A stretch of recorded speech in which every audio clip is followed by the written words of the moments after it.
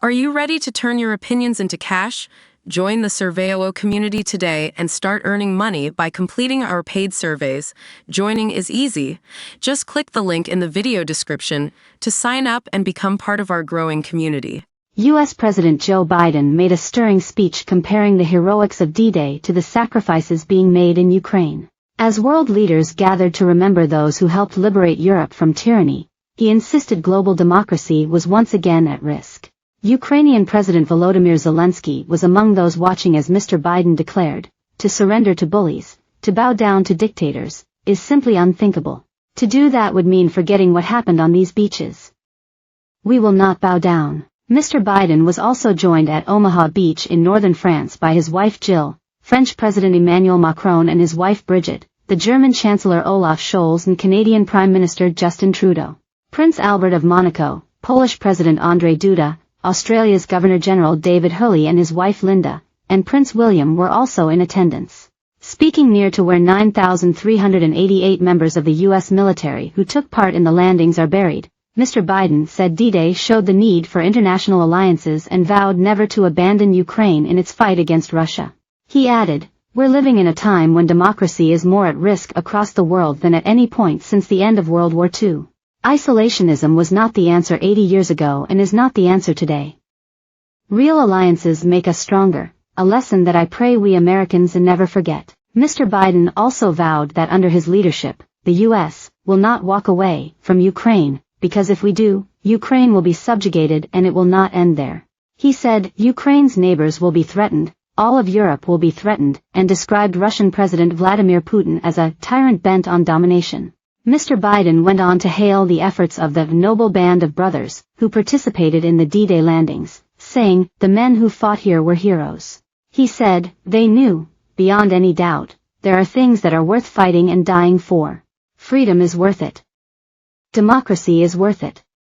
America is worth it. The world is worth it." Mr. Zelensky later wrote on X, "This event and day serve as a reminder of the courage and determination demonstrated in the pursuit of freedom and democracy. Allies defended Europe's freedom then and Ukrainians do so now. Unity prevailed then, and true unity can prevail today. Kiev has been pushing Europe to increase military support as Russia has been making battlefield gains." Arriving at the ceremony, Mr. Zelensky shook hands with veterans in wheelchairs. Canadian PM Mr. Trudeau also said democracy was threatened by aggressors who want to redraw borders. He told a ceremony remembering the 381 Canadian troops who died storming Juno Beach in 1944, "Our way of life did not happen by accident." Guests of honor yesterday were some 180 surviving U.S. veterans aged in their late 90s or over 100. Mr. Macron awarded a dozen of them France's highest honor, the Legion d'honneur. British veteran Cecil Newton, 100, said he was upset so many young men died during Operation Overlord. He added, "All those who were in action will always be with me, with us. I can see them now." No Russian official was invited to the commemorations, underlining Moscow's pariah status despite the decisive Soviet contribution to defeating the Nazis. During a meeting with foreign news agencies in St. Petersburg on Wednesday, Putin shrugged off the snub saying, "Let them celebrate without us." Meanwhile, Nigel Farage made a surprise appearance at the D-Day beaches.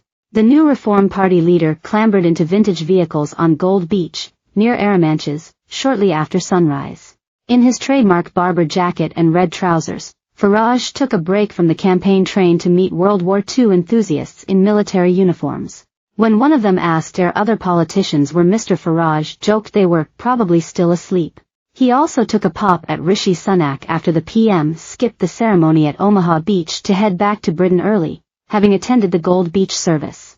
Mr. Farage said, "I am here in Normandy in a personal capacity as I think it matters." Does he? Defense Secretary Grant Shapps and Foreign Secretary Lord Cameron represented the UK at the US event, along with Labour leader Sir Keir Starmer. A Tory source played down the diplomatic impact of the PM's absence, pointing out he will see Mr. Macron, Mr. Biden